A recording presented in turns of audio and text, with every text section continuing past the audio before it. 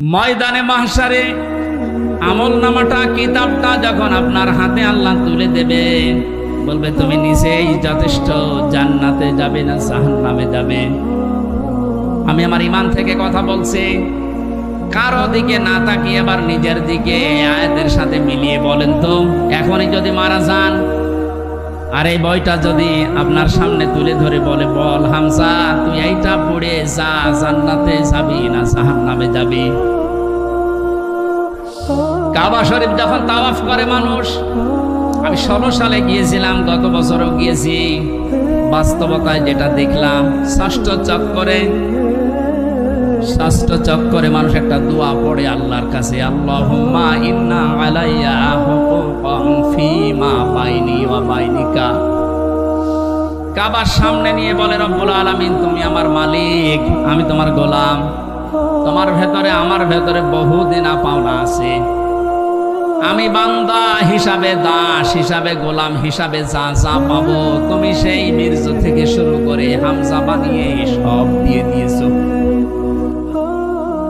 আমি উল্লেখ করার মতো কিছু ছিলাম না। হাল আতা আলাল ইনসানি হিনুম মিনাদ দাহরি লাম ইয়াকুন শাইআম মাযকুরা। মানুষ কি একটু চিন্তা করে না যে জন্মের আগে, এই পৃথিবীতে আসার আগে উল্লেখ করব এমন কোন বিষয় লোকটা ছিল না। আজকে সভাপতির নামের নিচে দেখলাম লেখা বিশিষ্ট ব্যবসায়ী আলহাজ নুরুজ্জামান মুন্সি, কত সুন্দর নাম দিয়ে পেছনে ডিগ্রি লাগিয়ে দিয়েছে, উনি এই কাজ করে খায়।